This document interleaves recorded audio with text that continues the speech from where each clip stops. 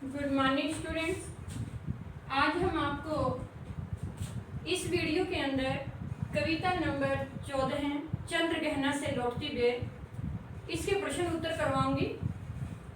इसमें सबसे पहले अभ्यास के प्रश्नोत्तर हैं, उसके बाद नंबर 2 पर अभिव्यक्ति, रचना अभिव्यक्ति और माध्यम के हैं, और तीसरे नंबर पर परीक्षा उपयोगी अन्य प्रश्न हैं।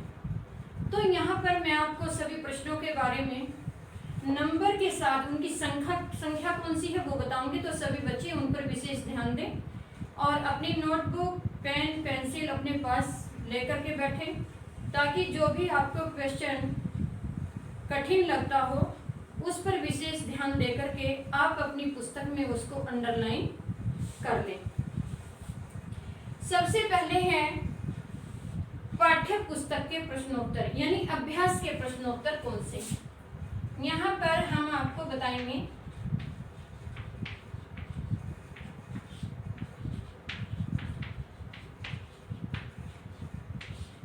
अभ्यास के प्रश्न, यानी अभ्यास के प्रश्न कौन कौन से हैं। इस विजन में प्रश्न नंबर 1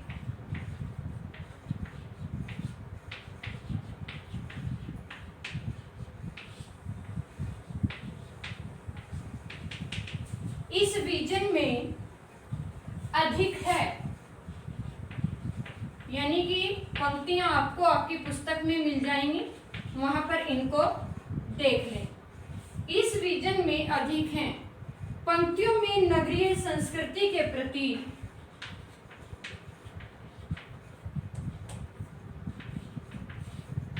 पंक्तियों में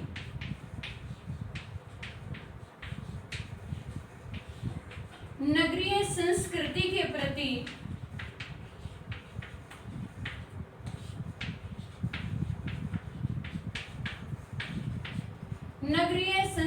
के प्रति कवि का क्या आक्रोश है।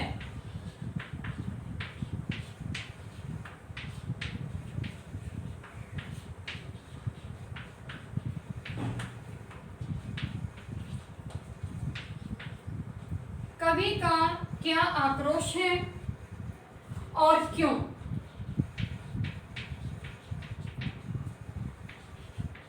इस प्रश्न का उत्तर आपको आपकी बुक के अंदर भी मिल जाएगा, और यहाँ पर जो इस प्रश्न को समझा रही हूँ उसको विशेष ध्यान देंगे। कवि नगरीय संस्कृति के बारे में अपनी सहज भाव प्रकट करता है, जैसे ग्रामीण अंचल की सुंदरता के प्रति उसके हृदय में है। नगरों में प्रत्येक वस्तु व्यापारिक दृष्टि से देखी और परखी जाती है, जबकि वहाँ के जीवन से बेहतर गांव का जीवन होता है। वहाँ के जीवन में पाखंड और स्वार्थ की छाया सदा बनी रहती है। वहाँ का प्रेम भी बनावटी होता है, इसलिए कवि के हृदय में ऐसी संस्कृति के प्रति आक्रोश है। नंबर 2, प्रश्न नंबर 2,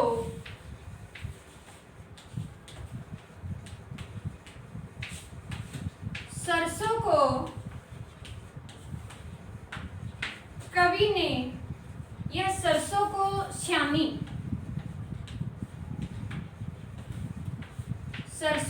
श्यामी कहकर कवि क्या कहना चाहता होगा।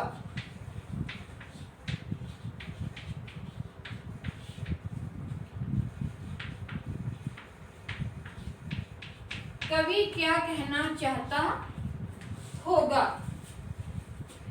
कवि सरसों को श्यानी कहने के पीछे कवि का जो भाव है, उसके पीले पीले फूलों से सारे खेत दूर दूर तक पीले रंग में रंगे हुए दिखाई देते हैं। ऐसा लगता है जैसे प्रकृति ने उसके हाथ पीले करने का निश्चय कर लिया और वह स्वयं अपने हाथों को सजाकर विवाह मंडप में पधार गई। हाथ पीले करना, यहाँ एक मुहावरे का प्रयोग हुआ है, जिसमें हाथ पीले करने का मतलब विवाह करने से होता है।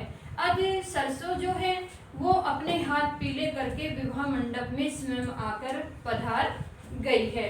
क्वेश्चन नंबर 3,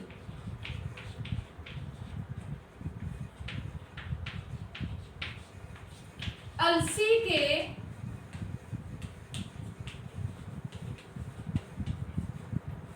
मनोभावों का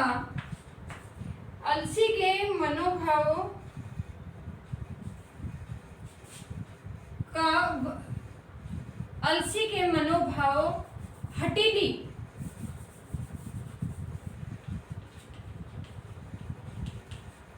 अलसी के हठीली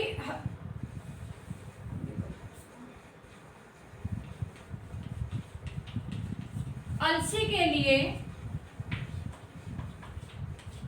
हठीली विशेषण का प्रयोग क्यों किया गया है?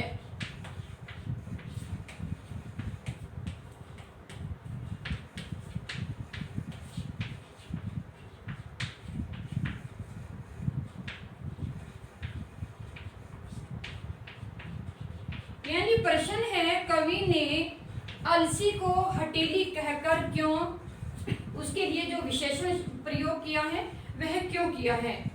कवि ने अलसी हठीली का प्रयोग उसके जिद्दी स्वभाव को लेकर किया है, क्योंकि वह जिद कर रही है, जो भी उसे कोई छू देगा वह उसे अपना हृदय का दान दे देगी, यानी वह उसी की हो जाएगी।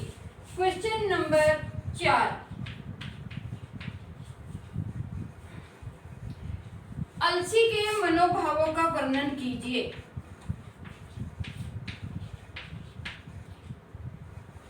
ये क्वेश्चन नंबर 4 हो गया और ये क्वेश्चन नंबर 3।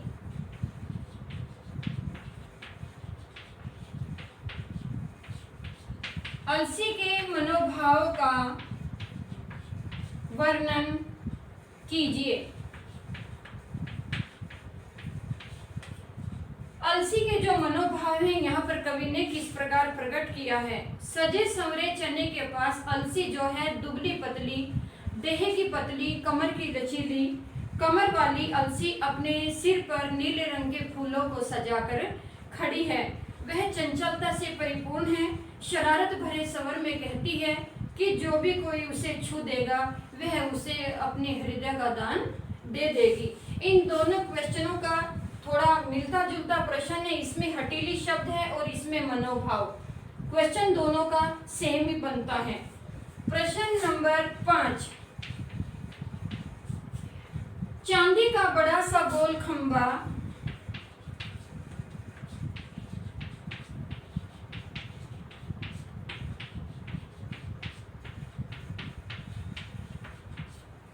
चांदी का बड़ा सा गोल खंबा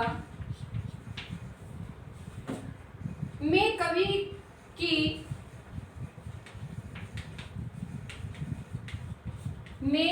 की किस सूक्ष्म कल्पना का आभास होता है?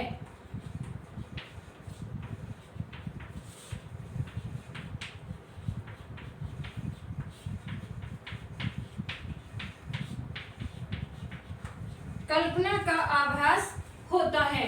इस प्रश्न में कवि अति कल्पनाशील है, यानी कि कवि जो है वह जो यहाँ पर उसे आभास हुआ चांदी का बड़ा सा गोल खंबा, उसने कल्पना की है कि शाम का समय है और आकाश में जो संध्या का सूर्य है, सूर्यास्त के समय का वह है, जिसका प्रतिबिंब पोखर मतलब तालाब के पानी में पड़ा, जो कि सूर्यास्त के समय या सूर्य उदय के समय जब सूर्य की किरण पानी में पड़ती है तो उसकी परछाई बहुत लंबी होती है। तो यहाँ पर कवि ने अपनी सूक्ष्म कल्पना का आभास दिया है कि सूर्यास्त के समय जब सूर्य की किरण तालाब में पड़ती है तो वह एक बहुत लंबे खंबे की तरह नजर आती है, और उसकी जो लहरियां हैं पानी के अंदर, पानी के ऊपर हिलने से उसके अंदर जो लहरियां हैं वो लगी, उसके तल में उगी हुई घास भी लहरियां ले रही हैं। सूर्य का प्रतिबिंब हिल कर एक गोल खंबे के समान प्रतीत होता है।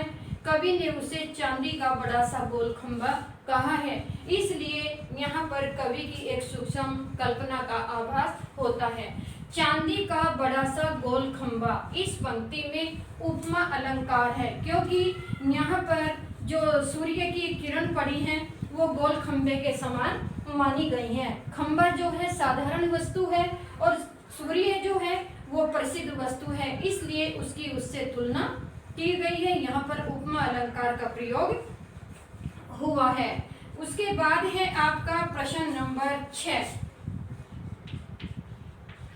प्रश्न नंबर 6, कविता के आधार पर हरे चने का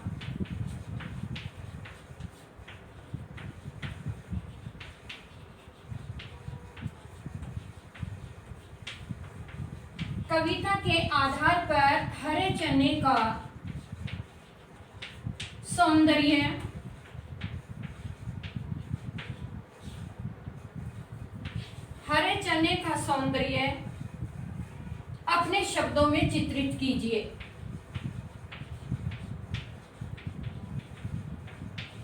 अपने शब्दों में चित्रित कीजिए।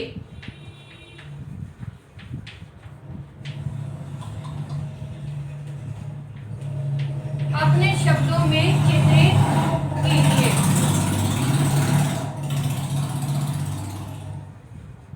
छोटा सा एक बालिश के बराबर हरा ठिगना चना अपने सिर पर छोटे गुलाबी फूल का मुरट्ठा बांधकर, यानी कि गुलाबी रंग के फूलों की पगड़ी बांधकर सजकर खड़ा हुआ है। यहाँ उसके गुलाबी फूल गुलाबी पगड़ी का प्रतीक है और चना जो है ठिगना एक दूल्हे के समान प्रतीक है, तो यहाँ पर रूपक अलंकार का प्रयोग होता है। सज धज कर खड़ा है, उसका सौंदर्य अनुपम है, कवि उसकी सुंदरता पर मुग्ध होकर एकटक उसे निहार रहा है। क्वेश्चन नंबर 7, कवि ने प्रकृति का मानवीकरण कहाँ कहाँ किया है?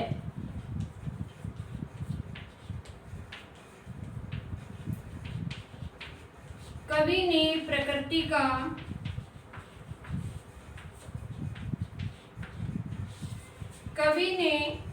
प्रकृति का मानवीकरण कहाँ कहाँ किया है?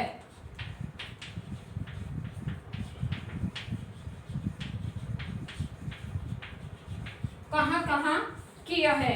श्री केदारनाथ अग्रवाल के द्वारा रचित चंद्रगहना से लौटती बेर वास्तव में प्रकृति के मानवीकरण का एक अनूठा रूप है। कवि ने सारी प्रकृति पर मानवीय भावनाओं का आरोप कर दिया है।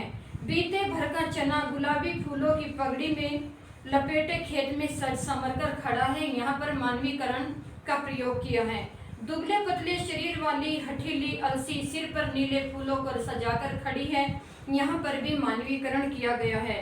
किसी को वह अपना दिल देने की बात कहती है और वह चने के पास खड़ी है, तो यहाँ पर भी मानवीकरण किया गया है। सरसों जवान हो चुकी है, पीले फूलों से वह उसके सिर पर जो फूल हैं लद गए हैं, मानो वह विवाह मंडप में पधार गई है, यहाँ पर भी मानवीकरण किया गया है। प्रकृति का अनुराग अंचल हिल रहा है। प्रकृति यानी कि माँ के समान उसको प्रस्तुत किया गया है। आंचल प्यार भरा आंचल हिल रहा है, यहाँ पर भी मानवीकरण किया गया है। पोखर के किनारे पानी में अध डूबे पत्थर अपनी प्यास बुझा रहे हैं, यहाँ भी मानवीकरण किया गया है। चित्रकूट की भूमि बांझ है जिस पर कांटेदार कुरूप पेड़ खड़े हैं, यहाँ भी कवि ने मानवीकरण किया है। क्वेश्चन नंबर 8, कविता में से उन पंक्तियों को ढूंढिए जिनमें निम्नलिखित भाव व्यंजित हो रहा है और चारों तरफ सूखी और उजाड़ जमीन है, लेकिन वहाँ भी तोते का मधुर स्वर मन को स्पंदित कर रहा है। वह पंक्तियां छाटनी हैं।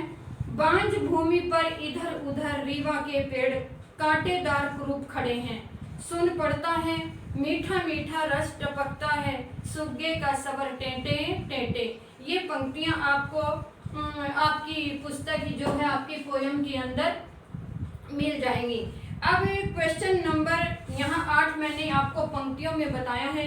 क्वेश्चन नंबर 9, और सरसों की न पूछो, और सरसों की न पूछो, इस उक्ति में बात को कहने का एक खास अंदाज है। इस प्रकार की शैली का प्रयोग कब और क्यों करते हैं? कवि के शब्द चयन और वाक्य संरचना में नाटकीय का समावेश हुआ है। जिससे उसके हृदय में छिपे भाव एक खास अंदाज में प्रकट हुए हैं। जब वह युवा हो चुकी सरसों के लिए कहता है कि सरसों की तो बात न पूछो, तो उससे यह स्पष्ट होता है कि स्पष्ट ध्वनित होता है कि अब उसमें कोई संदेह नहीं है, क्योंकि सरसों अब श्यानी हो गई है, विवाह के योग्य हो चुकी है। इस सामान्य बोलचाल में इस प्रकार की शैली का प्रयोग तभी और वही करते हैं जब हम किसी बात पर पूरी तरह से विश्वास हो जाते हैं, यानी कि वह बात विश्वास करने लायक होती है। इस बात की सच्चाई पर हमें तनिक भी अविश्वास का संशय नहीं करना चाहिए। क्वेश्चन नंबर 10, काले माथे और सफेद पंखों वाली चिड़िया आपकी दृष्टि में किस प्रकार के व्यक्तित्व का प्रतीक है? कविता में वर्णित काले माथे और सफेद पंखों वाली चिड़िया चालाक, मौकाप्रद, चुस्त व्यक्तित्व का प्रतीक है, यानी कि वह समय देखते ही अपना स्वार्थ सिद्ध कर लेती है, जो उचित अवसर मिलते ही अपने स्वार्थ को पूरा करके अपनी मंजिल की ओर यानी बहुत दूर चली जाती है। यहाँ पर बच्चों कुछ ऐसे शब्द प्रयोग हुए हैं जो सामान्य बोलचाल की भाषा से थे। यहाँ पर पंक्तियों के अंदर मैं आपको कुछ शब्द बता देती हूँ। हटीली, लचीली, स्यानी, फाग, फागुन, पोखर, लहरियाँ, झपाटे, उजली, चटुल, रेल की पटरी, ट्रेन का टाइम नहीं है, सुग्गे का सवर, टेंटे टेंटे, सारस का सवर, टिरटो टिरटो। यहाँ पर कुछ ऐसे शब्दों का प्रयोग हुआ है जो हम आम सामान्य बोलचाल में प्रयोग करते हैं। यहाँ कुछ मुहावरे भी प्रयोग हुए हैं। एक बीते के बराबर, यानी अभी हमने कहा था एक बीते के बराबर, यानी कि नाटा, जिसको छोटा बोलते हैं। इसमें अगर वाक्य हो कि चने का जो आकार है एक बीते के बराबर है। नंबर 2 था हाथ पीले करना, यानी विवाह करना। हर माता पिता अपनी बेटी के हाथ पीले कर देता है। तीसरा है प्यास बुझना, संतोष होना या तृप्ति होना या इच्छा पूरी होना। शिष्य ने जैसे ही अपने गुरुजी को देखा तो उनकी आंखों की प्यास बुझ गई। टूट पड़ना, ये भी एक मुहावरा है। टूट पड़ना यानी हमला कर देना। हमारे खिलाड़ी तो विपक्षी टीम के गोल पर टूट पड़े और लगातार 4 गोल ठोक दिए। 5वां है जुगल जोड़ी, यानी कि प्रेम करने वाली जोड़ी। भक्त के हृदय में राधा कृष्ण की जुगल जोड़ी सदा बसी रहती है। अब यहाँ पर जो ये मैंने आपको प्रश्न करवाए हैं, ये अभ्यास के प्रश्न थे और रचना और अभिव्यक्ति के। आप इन सभी प्रश्नों को अपनी उत्तर पुस्तिका में लिखेंगे और साथ में याद भी करेंगे। जो कठिन शब्द मैंने इसमें बताए हैं, एक बार वो भी सभी बच्चे याद करेंगे। आपकी राइटिंग बहुत सुंदर हो। अब रहते हैं आपके परीक्षा उपयोगी अन्य प्रश्न। यहाँ पर आप इनकी ओर भी एक बार ध्यान दे लीजिए। परीक्षा उपयोगी अन्य प्रश्न है आपके। यहाँ पर एक प्रश्न आपका और था, इसे आप स्वयं कर लेंगे। कवि ने खेत में खड़े हरे चने और अलसी के सौंदर्य का वर्णन किस प्रकार किया है? इस कविता में बार बार बताया जा चुका है कि कविता के अंदर चना जो है 1 बालिश की लंबाई के बराबर अपने सिर पर गुलाबी फूल को सजाकर खड़ा है और उसी के पास में मानो दूल्हा खड़ा है। उसी के पास में एक हटीली, देह की पतली है, कमर लचीली है। उसी के पास में एक अलसी का पौधा उगा है, उसके सिर पर नीले रंग का फूल है और वह जिद कर रही है कि जो उसे कोई छू देगा उसे वो अपना हृदय दान दे देगी, यानी उसी की हो जाएगी। क्वेश्चन नंबर 2 है, देखता हूं मैं स्वयंवर हो रहा है, प्रकृति का अंचल हिल रहा है। पंक्तियों के द्वारा कवि क्या कहना चाहता है? इन पंक्तियों के द्वारा कवि प्रकृति के सौंदर्य का या मानवीय क्रियाओं का आरोप करने का अनुरागमय चित्रण करना चाहता है। क्वेश्चन नंबर 3, कवि ने किस भूमि को प्रेम की सर्वाधिक उपजाऊ भूमि कहा है और क्यों? कवि ने व्यापारिक नगर से दूर ग्रामीण अंचल यानी कि गांव का जो वातावरण है, ग्राम्य प्रकृति को सर्वाधिक उपजाऊ बताया है, क्योंकि गांवों के अंदर प्रेम उपजता है जबकि वो प्रेम निश्चल होता है, और नगर के अंदर प्रेम नहीं होता, जो होता है तो वह स्वार्थ सिद्ध का होता है। तो यहाँ पर प्रकृति की गोद में जो प्रेम पनपता है वह स्वाभाविक रूप से सत्य होता है। क्वेश्चन नंबर 4, इस कविता में एक चांदी का बड़ा सा गोल खंबा किसके लिए प्रयुक्त हुआ है? यह सूर्य की परछाई के लिए प्रयोग हुआ है। क्वेश्चन नंबर 5, पोखर के सौंदर्य का वर्णन कविता के आधार पर कीजिए। पोखर पानी से भरा हुआ है, यानी तालाब पानी से भरा हुआ है, उसमें हवा के चलने से लहरियां उठ रही हैं। जैसे पानी में लहरियां आ रही, वैसे पोखर के अंदर जो भूरे रंग की घास उगी है वो भी लहरियां ले रही हैं और हिल रही हैं। उसमें डूबते सूरज की परछाई ऐसे प्रतीत हो रही है मानो चांदी का बड़ा सा गोल खंबा खड़ा हो और बहुत आकर्षक लग रहा है। तो उसके तट पर कई पत्थर अध डूबे पड़े हुए हैं। ऐसा लगता है इनकी प्यास न जाने कब बुझेगी, और ये यहाँ पर सदियों से चुपचाप पानी पी रहे हैं। क्वेश्चन नंबर 6, इन पंक्तियों का भाव बताना है। और सरसों की न पूछो, हो गई सबसे श्यामी, हाथ पीले कर लिए हैं, विवाह मंडप में पधारी। इस कथन के से कवि सरसों के यौवन का वर्णन करता है। लगता है कि वह अपने हाथों को पीला करके विवाह मंडप में स्वयं आ गई है, क्योंकि सरसों अब श्यानी हो गई है। जैसे युवती के हाथ पीले होते हैं, तो यहाँ पर सरसों का जो पीलापन है उसमें हाथ पीले करने का प्रभाव दिखाई दे रहा है। क्वेश्चन नंबर 7, तालाब में खड़ा बगुला नींद में होने का नाटक क्यों करता है? बगुला एक ढोंगी पक्षी है और पानी के अंदर एक टांग पर खड़ा है और अपनी आंखें बंद किए हुए है। लगता है वो प्रभु स्मरण में इतना लीन हो। लेकिन जैसे ही कोई चंचल मछली, चंचल कहते हैं शरारती को, जब मछली कोई पानी के अंदर आती है तो वह उसका अनुभव महसूस करके तुरंत उस मछली को उठा करके अपने गले में डाल लेता है और अपनी ध्यान निद्रा जो होती है उसको त्याग देता है। बगुले के ढोंग के कारण ही मछली उसके नजदीक जाती है और वह उसका आहार बन जाती है। इसलिए बगुला तालाब में नींद में होने का नाटक करता है। क्वेश्चन नंबर 8, कवि ने चित्रकूट के क्षेत्र की जीवंतता का वर्णन किस प्रकार किया है? चित्रकूट की अनगढ़ पहाड़ियों में प्राकृतिक सुंदरता नहीं है। वहां की बंजर भूमि पर इधर उधर रीवा एक कांटेदार वृक्ष होता है, उसके कुरूप पेड़ दिखाई देते हैं, परंतु जगह जगह पक्षियों के सारे क्षेत्र को जीवंत बना रखा है। कभी वहां से सारस का स्वर गूंजता है तो कभी तोते का रस टपकता है। तो कवि ने तोते के रस की टपकने की आवाज टेटे टेटे और सारस की टिरटो टिरटो की आवाजों से सारा वन क्षेत्र गूंज जाता है, जिससे वहां का वातावरण जीवंत बन पड़ा है। क्वेश्चन नंबर 9, कवि किसकी प्रेम कहानी सुनना चाहता है? कवि जो सारस जुगल जोड़ी है उसकी प्रेम कहानी सुनना चाहता है। कवि अपने जीवन में पक्षियों से प्रेम भाव की शिक्षा पाना चाहता है। वह उनके साथ उड़कर वहां उस हरे खेत में जाना चाहता है जहां पर वो दोनों की जुगल जोड़ी रहती है, और कवि का मन चाहता है कि मैं वहां जाकर चुपके से इनकी प्रेम कहानी सुनूं, यानी अपने जीवन में उन जैसा पवित्र प्रेम भाव मैं प्राप्त कर सकूं। क्वेश्चन नंबर 10 है, यहाँ पर भी इन पंक्तियों का भाव बताना है।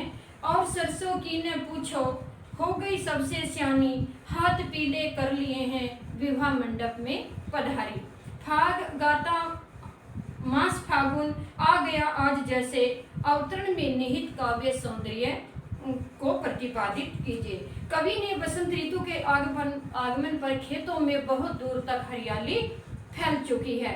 सरसों का यहाँ पीली पीली सरसों का कहकर मानवीकरण करते हुए कवि ने कहा है कि सरसों श्यानी हो गई है और वो विवाह के योग्य हो गई है, इसलिए वह प्रकृति के द्वारा सजाए हुए मंडप में पधारी है।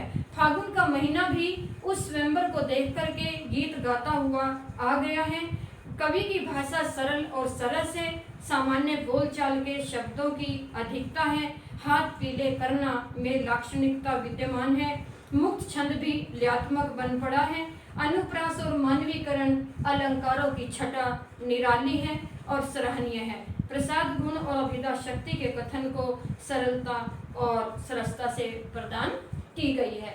बच्चों, इस लेसन के अंदर मैंने आपको सभी प्रश्न उत्तर करवाए हैं। यहाँ पर लास्ट में अभ्यास के लिए कुछ प्रश्न दिए हैं जिनके उत्तर आप अपनी इन प्रश्नों के आधार पर छांटकर अपनी उत्तर पुस्तिका में लिखेंगे। 5 क्वेश्चन हैं यहाँ पर। सभी क्वेश्चन आपको करवा दिए गए हैं, पोयम भी करवा दी गई है। तो उसके आधार पर आप इन 5 प्रश्नों के उत्तर अपनी नोटबुक में करेंगे। समय अनुसार आपकी नोटबुक चेक होगी।